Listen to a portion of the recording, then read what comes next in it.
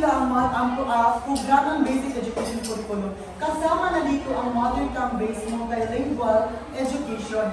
Nang sa gayon, ang nasa kindergarten at ikatlong baitang ay hindi sila maninibago at mawala ng interes sa pakikinig at pag-aaral sa paaralan. Kasi alam naman natin ang mga kabataan ay meron silang maliit na oras ng kanilang interes na pagbibigay sa kanilang pinapalaman o sa kanilang pinapakinggan. Kung kaya't binigyang solusyon nito ang mga nasa katungkulan o mga taong nanaliksik na kailangang gamitin ang mother tongue base nang sa gayon ay mas maintindihan at mas mabigyang linaw ang mga kabataan sa kanilang mga tinatalakay sa paaralan. Kasama din dito sa paglunsad ng Basic Education Curriculum ang Universal Kindergarten, College Livelihood Readiness, and Specialized Upper Secondary Education. So, dito rin sa programang Basic Education Curriculum, hindi talaga, hindi siya obligado. Hindi obligado ang magulang na ipasok ang kanilang mga bata sa kindergarten. Diba? Naranasan nyo bang, kumbaga, nag-leapfrogging sa kindergarten? Kumbaga, tumalog kayo sa unang baitang, hindi na kayo nakapag-kindergarten. Yes. Naranasan mo? Yes. Diba? Kasi nga, naabutan ng itong curriculum na ito. Kumbaga, hindi pa talaga gaano obligado ang mga magulang at mga bata na mag-kindergarten. Kung kaya, ang mga kabataan noon ay mas pinipili nilang tumungtong sa edad na kinakailangan ng unang baitang. Nang sa gayon, ay doon na lang sila mag-enroll sa panahon yun. Yan ang sa Basic Education Curriculum. Ang Universal Kindergarten, College Livelihood Readiness, kasama din dito ang paghahanda ng mga nasa sekundarya patungo sa college at sa kanilang mga pamumuhay at sa mga pipiliin nilang mga kurso pagdating ng kolehiyo. Kumbaga, binibigyan ng paghahanda ang mga kabataan nang sa kanila hindi sila tinatawag na natin culture shock. O kumbaga hindi sila maninibago at hindi sila mag-aalinlangan sa paggalaw. Dahil maaaring hindi talaga gaanong gamay na nila ang kolehiyo, pero may kunting kaalaman na sila na pwedeng makakatulong sa kanila sa pagdating sa kolehiyo. Kasama din dito ang Specialized Upper Secondary Education. Kasama ng curriculum na ito ang magkaroon ng pagpaunlad at pagbabago pagdating sa kalidad ng edukasyon na naibibigay sa bawat mag-aaral. Pag sinabi natin Specialized Upper Secondary Education, kumbaga, di ba pag sinabi natin elementarya, dito yung mga basic foundation knowledge, kumbaga yung mga basic na mga pag-aaralan natin sa agham, sa halimbawa na naman sa matematika. Dito tayo natututo talaga magbilang, umunawa ng mga numero at kung paano mag-plus, minus, multiply, at division. Sa science naman, dito natin nalalaman ang mga iba't ibang uri ng hayop, ang iba't ibang uri ng mga planeta, at kung ano nga ba ang mga, kumbaga, pundasyon ng ating pagkabuhay dito sa pagkabuhay natin dito sa Earth. Dito din natin nalalaman ang Ingles at Filipino. Paano natin gagamitin ang gramatikang Ingles at gramatikang Filipino? Kung kaya, ang Specialized Upper Secondary Education, dito na pinagpapatuloy at binibigyan pansin ang lahat ng asignatura. Gaya nga ng sinabi ko kanina sa tanong ko yung pangunahing asignatura. Ang pangunahing asignatura ngayon, Ingles, Filipino, agham, at matematika. Kasi yung talaga, kumbaga yung basic foundation ng mga mag-aaral. Kung kaya sa Specialized Secondary Education, dito na pinagtutuunan talaga ng pansin. Tinatawag nga ang pag-aaral dito na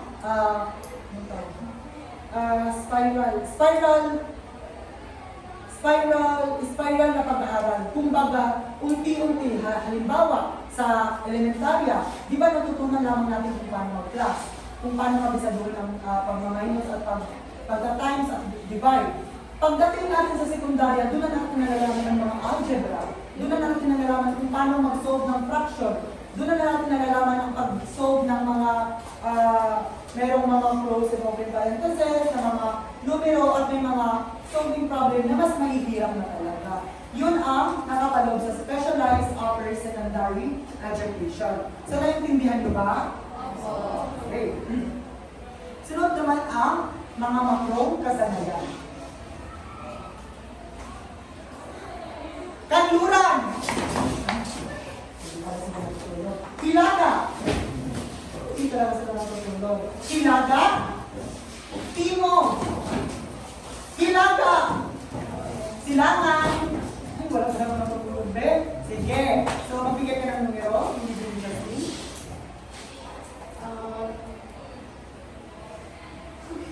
11. 11. Sino ang pang-labing isa? Ay, Sorry, ako okay! Sino ang dami yun? Mahalabang sumalo. Sa palagay mo, ano ang naitutulong ng mga makrong kasanayan sa basic education?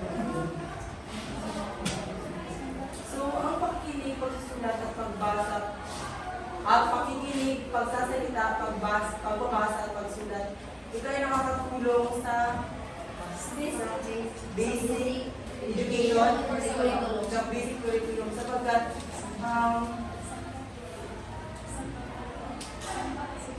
sangkap siya sa Good. Okay, bigyan ng tatong pagsak si Ginoong Dalyon. So, ang mga makrong kasanayan, ito ang mga sangkap sa pagtuturo at sa pag-aaral at sa pagkatuto ng bata. Kasi kung wala ang pakikinig, paano tayo matututo, di ba? Kung wala ang pagsasalita, paano nila matatalakay ng mga guro sa kanilang mga mag-aaral ang kanilang tinatalakay? Kung walang pagbabasa, kung hindi marunong magbasa ang mga estudyante ay walang pagmumuhan ng pagtatalakay at pag-aaral nila. At mahigit sa lahat ang pagsusulat. Dahil dito ay mas nabibigay natin kung ano ang gusto natin sabihin sa pagsusulat. At sa pagsusulat din natin, kailangan ay may pag-iisip. So itong makrong kasanayan ay talagang importante siya sa importanteng sangkap sa basic education curriculum. Dahil ito ang pundasyon para bigyang linaw at bigyang pag-aaral at bigyan ng leksyon ang mga kabataan o ang mga mag-aaral na estudyante. So naintindihan niyo ba? Sunod naman, ilan sa mga tampok sa pet. Una, higit na diin sa pagtulong sa bawat pag-aaral na maging mas matagumpay na mambabasa. Iyan ang isa sa mga tampok na pet. Dahil talagang, kumbaga, gaya nga sa panahon ngayon, marami na talagang mga kabataan na, kumbaga, umusad sila ng baitang, pero hindi natin mapagkakailan. Merong iba, nahihirapan na talaga sila magbasa. Merong iba naman, hindi sila nahihirapan magbasa. Magaling sila magbasa, madali sila makakabasa. Ngunit walang pag-intindi, walang comprehension. Kung kaya sa basic education curriculum, isa yan sa mga tampok nilang kalidad na binibigay sa mga mag-aaral. Pangalawa, pagbibigay din sa mga interactive, collaborative na diskarte sa pag-aaral sa pagitan ng mga guro at mag-aaral. Sa pagitan ng mga mag-aaral at mga self-instructional materials sa pagitan ng mag-aaral.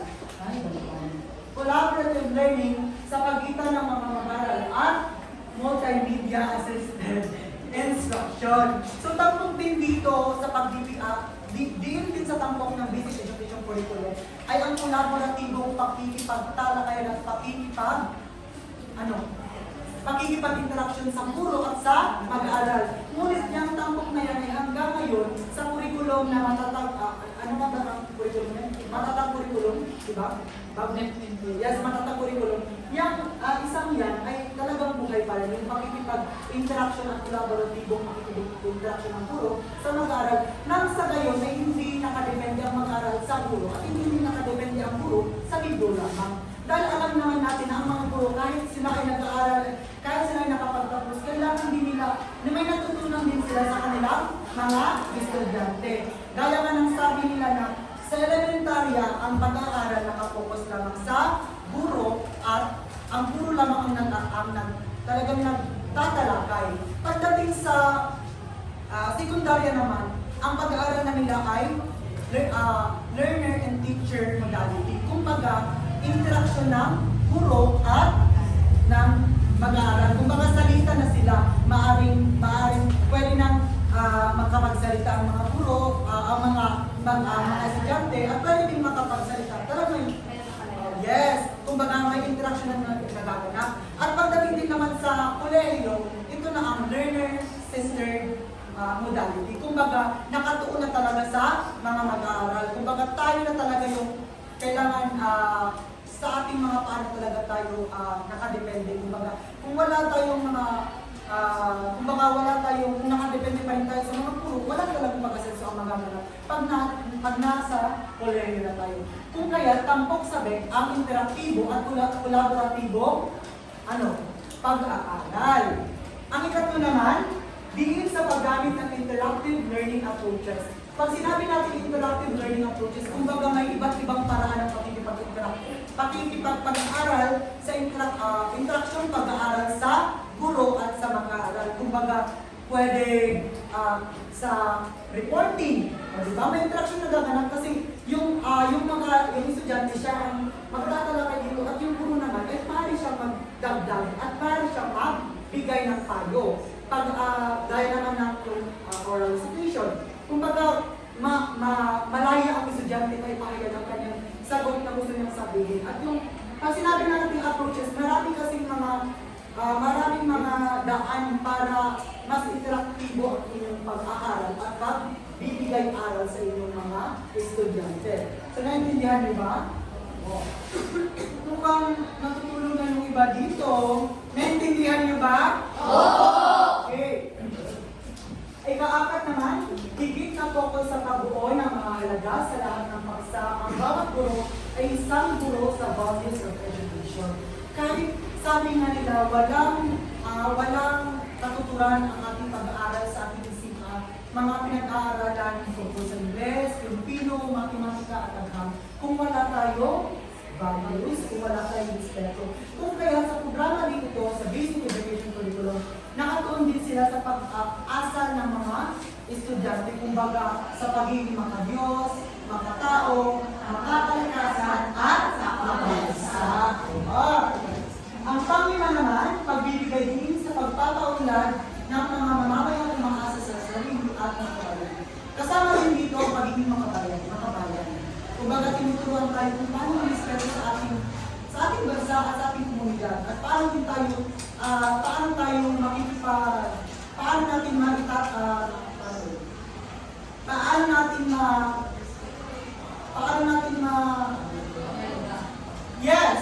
pangangalagaan ang dignidad ng ating sarili kasama din sa pag-respeto ng ating mga paniniwala sa ating bansa.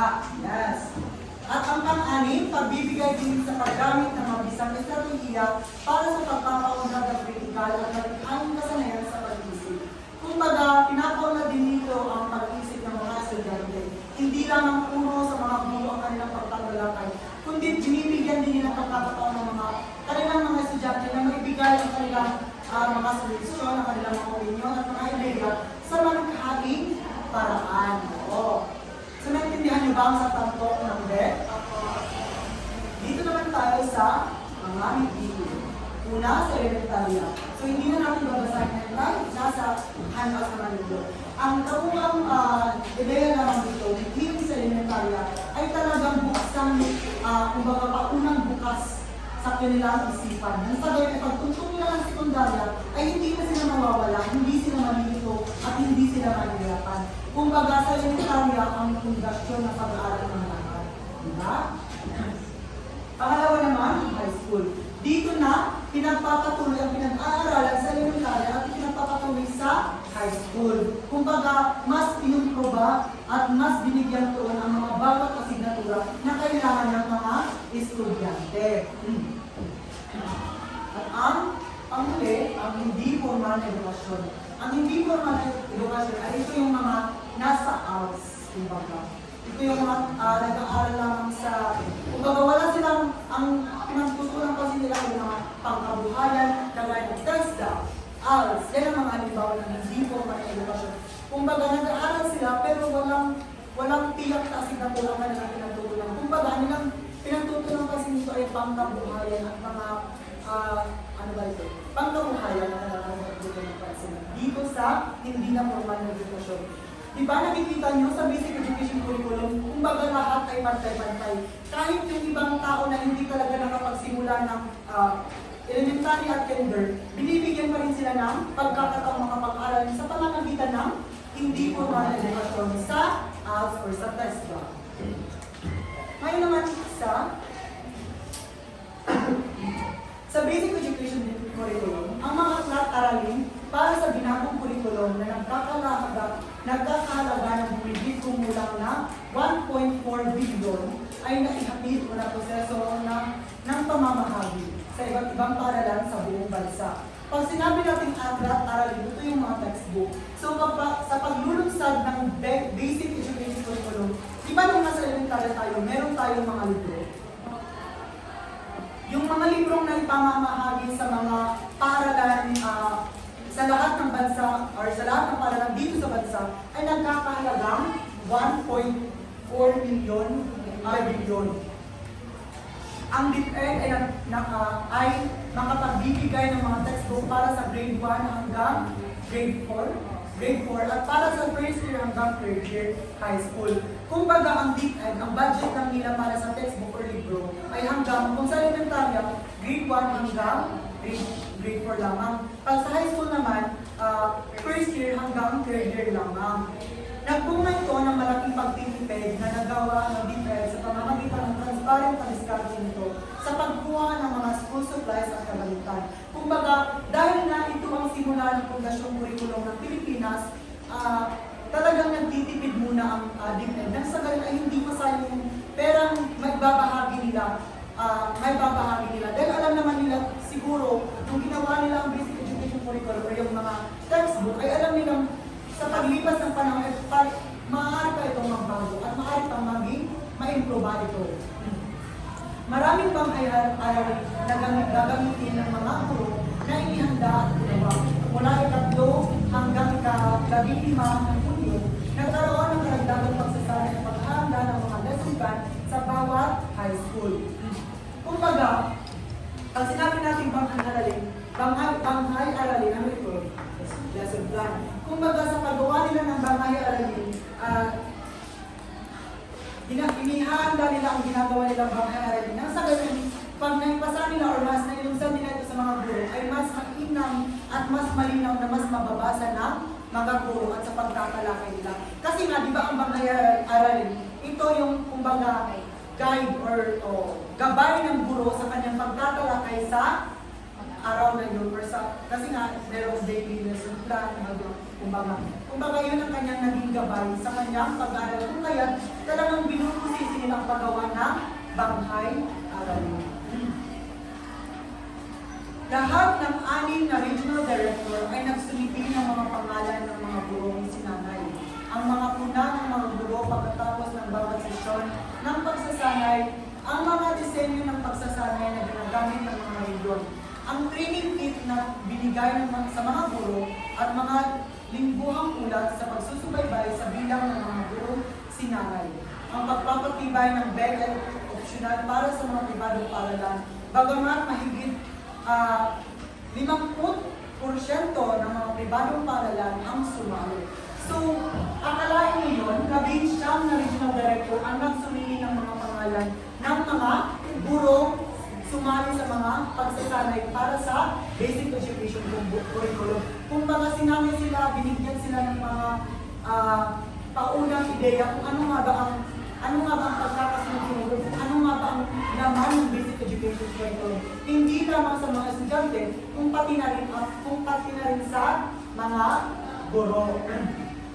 Kasama rin dito, sa pagpapakaunlad ng BED, ay optional lamang ito sa mga pribadong paaralan ng mga pribadong guro. Kumbaga, depende na lang sa kanila kung gusto nilang sundin na yung basic education curriculum o hindi.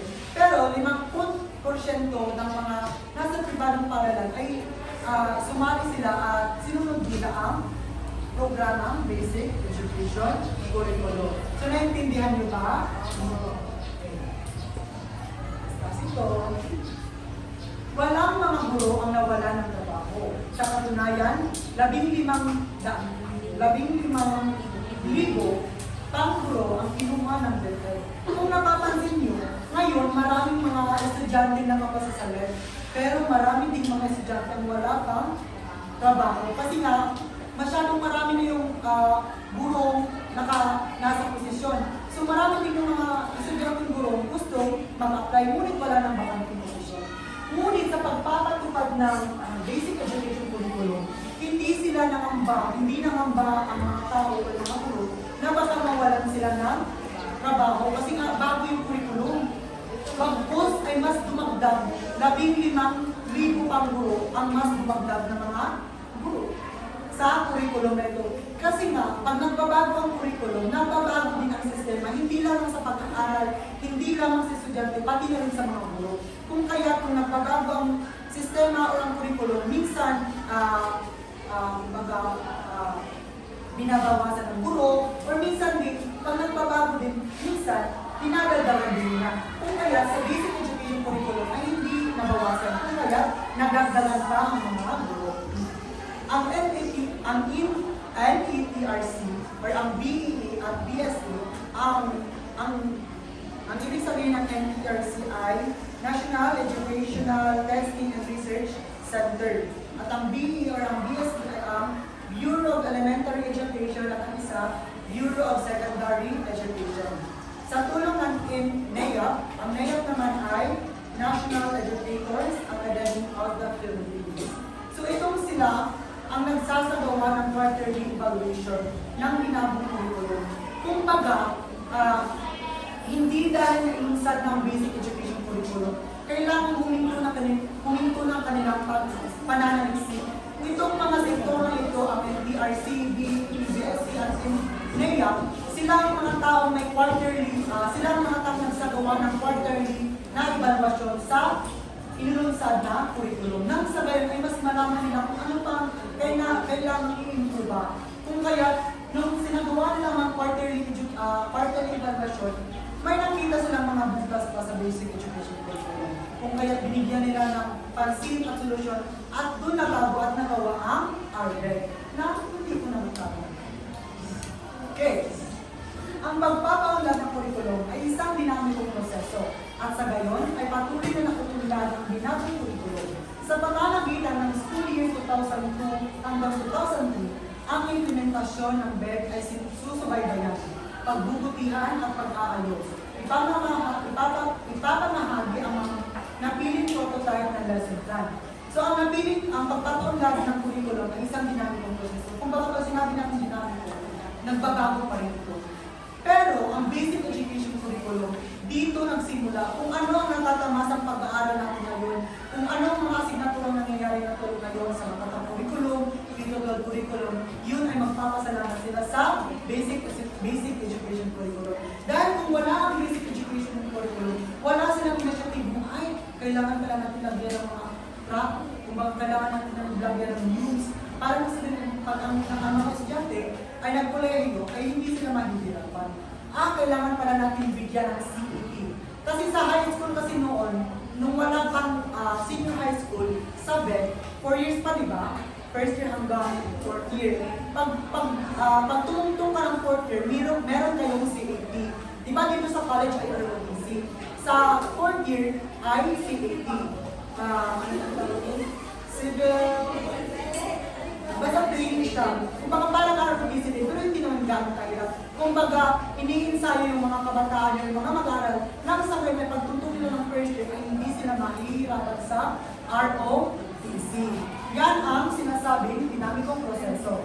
Gayon, patuloy na nagpuulan ang binagong curriculum. Sa paglipas ng panahon ay hindi nawawala ang timpla ng basic education curriculum kung kaya ito'y nagbabago at mas ulit-usbong pa. Sa pamamagitan ng year 2002 at 2003, ang implementasyon ng BEC ay susubaybayan at pagbubutihan. Hindi sila hihinto sa isang pananaliksik kung gaya ito'y ilang susubaybayan pa. Nang sa gaya ay hindi sila mawala at mas pagbubutihan pa nila sa susunod na mga generasyon. Kaya naman, diba? Alam kong nababago ko talaga kayo, pero laban lang. Kaya tumayo muna kayo at sumayo ulit tayo. Sa gayon ay mas mapukaw ninyong mga diwa sa kapatid. Dalawang beses na lang ha. 1, 2, 3, go!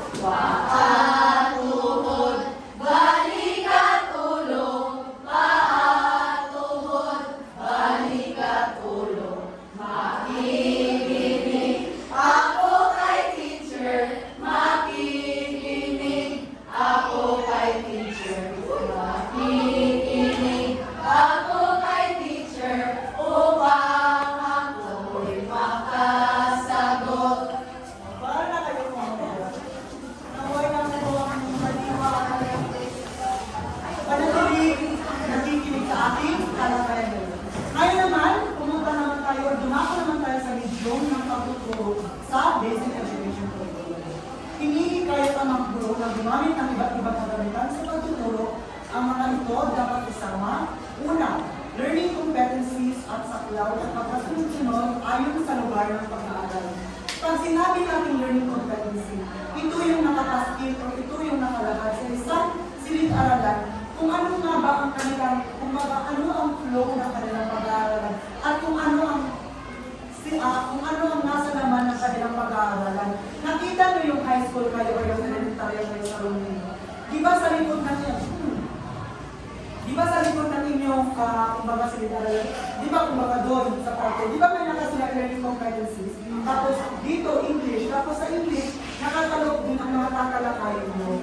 Yun ang learning competencies. Kumbaga, nilalagay nila ang mga saklaw na tatalakayin sa ganyang baisa.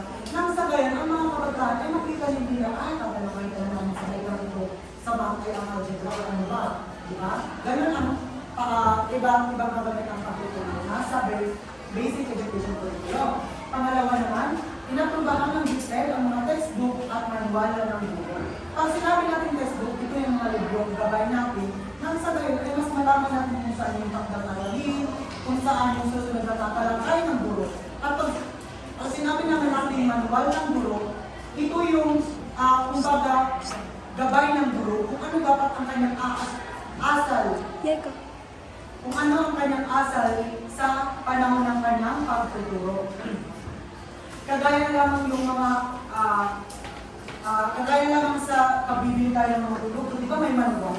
Kung paano ba dapat bubuksan ng isang talang, paano ba dapat bubuksan ng bagong laptop, gayon din ang guro. May manual din sila dahil paano ba dapat nila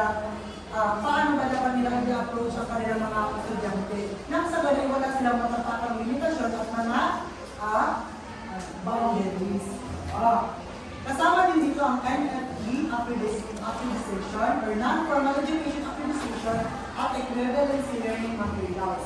Kumbaga, hindi lang ang saklaw din dito ang kagamitan para sa mga taong nag-aaral sa non-formal education. Kumbaga, kahit nasa non-formal education sila, may mga kagamitan pa rin sila gagamitin yan sa gayon ay mas epektibo at mas malinaw ang kanilang pagtatalakay sa mga pangkabuhayan tinatalakay nila. Kasunod naman ang prototype lesson plans. Pag sinabi natin mga prototype lesson plans, kumbaga may mga kagaya ko lamang ng sa produkto, prototype na produkto ng isang produkto, ang prototype niya ay yung Apple. Yung Samsung, ang Samsung prototype na produkto niya ay yung Apple. Kumbaga may inspiration siya. Kumbaga may base. Kumbaga doon siya nakabase sa kanya. So ang isa rin sa basic education, yung prototype lesson plans. So pag bibigyan nila ng lesson plans, ay mga may prototype din sila. Kumbaga may binabasahan sila kung ano ba dapat ang kung ano ba dapat ang lesson plan na kanilang binabahagi sa kanilang estudyante. Kasunod naman ang mga kagamitang pantulong na binubuo ng mga guro. Mga artifacts sa kultura at ibatang katutubong materials na makukuha sa komunidad at information, communication, technology, or ICT kung saan magagamit. So itong mga artifacts sa kultura, kagaya lamang sa MAPE, di ba may mga tinatalakay sa MAPE yung mga instrumento. So sa instrumento, para may lahat din kung ano ang susunod ng instrumento sinasabi ng guro, kailangan nilang mga artifacts. Kumbaga, mga kauna-unahang mga instrumento ginagamit ang yun na binubuhay hanggang ngayon. Nang sabi ay mas makita ng mga estudyante. At ang ICT, kung na ang ICT ay talagang epektibong kagamitan ng mga guro at mga mag-aaral, nang sabi ay mas madali at malinaw ang kanilang pag-aaral at pag-aaral. Yan ang ilan sa mga medyo sa pagtuturo. Kasunod naman, alinsunod sa patakarang bilingual ng DepEd, Department Order No. 52, Series 1987, ang media ng pagtuturo ay magiging tulad ng sumusunod. Ang Pilipino ay dapat gamitin sa mga sumusunod na larangan ng pag-aaral, Pilipino at makapagyan. Ang Ingles ay dapat gamitin sa mga sumusunod na lugar ng pag-aaral, ang Ingles at Mathematics or Science. So, ang wikang Filipino, ginagamit lamang sa mga Filipinong asignatura kagaya ng mga kabayan, ano ba? EKC, ESP, unang GMRC, ESP, EPT, at EPT. At sa English naman, ang wikang English, ginagamit sa mga English na mga asignatura kagaya ng agham, matematika, at English subject. Mother tongue based multilingual education. Ano ang mother tongue? So gaya nga ng sabi ko kanina, ito ang unang wikang natututunan ng isang mag-aaral. Kumbaga ang kanyang native language. Kung kaya ginagamit ito sa medium sa pagtuturo, nang sa gayon ay hindi naninibago ang mga bata o ang mga mag-aaral. So hindi ko rin ito nalagay dito ang grading system na nangyayari sa basic education curriculum. So ito po. Ang kanilang grading system, di ba alam niyo naman kung paano mag-compute? So ang kanilang grading system is, kumbaga, ang mga subject nila yung English, Filipino, Math, Science, tapos makabayan. So 5 lamang yung nakapaloob sa kanilang card. Ang nakapaloob dito sa makabayan ay yung mga GMRC, Aralin Pangiporoy kasi, at yung mga yun lang. Makabayan. Basta tungkol sa pagiging makabayan at sa pagiging makatao. Yun ang nakapaloob dito. So, kumbaga, maraming factor ito. So, ang kailang grading system ay ganito. Kumbaga, first grading at second grading. Okay. Kumbaga, dito 85. Tapos dito 84. 95. 96. Tapos dito, 97. Ganyan. Para nila makuha ang kanilang total grade sa first grading. Ay alam nyo naman, di ba? Ang lahat, tapos divide sa 5. Kumbaga, divide, ilan ba? Kumbaga, example lang, ang example, ang equals divide ng lahat niyan ay 90 or 90%. Tapos, pag sa second grading ay 90 din. So, pagbabasihan ng susunod na grading system ay dapat sa first grading ay 30% lang ang tutulong. So kung ano ang 30% ng 90, ilan ang 30% sa 90? Kung ang 30% ng 90, ilan? Ilan ang 30% ng 90? Ha? Kumbaga, kasi may grado na, kumbaga ang grado nila sa second grading ay 95 din. Pag sa first grading, ang kukunin ay 30% lamang. Tapos sa second grading naman ay 70%. Tapos kung ano yung 70 at 30% ng first grading at second grading, ay yun ang semestral grade nila. Yan ang kanilang grading system. So kumbaga, kung ang 30% po nito ay halimbawa, ang halimbawa kasi ito ay yung AC4 tapos 85. So ang kanilang total, kumbaga ang kanilang semestral grade lamang ay 84. Kasi yung first grading na overall grade na, kinuha yung 30%. So kung anong 30% ng grade mo, yun ang, kumbaga, ilan ang 30% ng 90? 27, 20%, 27%, 27%. Ilan ang 70% ng 95? 66. I-plus mo yan. 92%. I-divide mo. Divide. Oh, kaya. 57% plus 66.6. Divide po daw.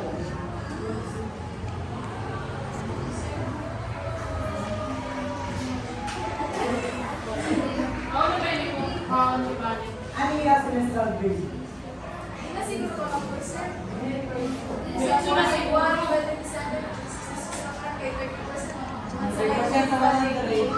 Wala na 1%. Dili na siya. So, may Dili na ba siya eh. Kung i-add mo niya siya pila, 93. So yun ang kanyang, yun ang maibigay. Dahil ako yung magbigay. So yun ang kanyang semester grade. So kumbaga, nakapasok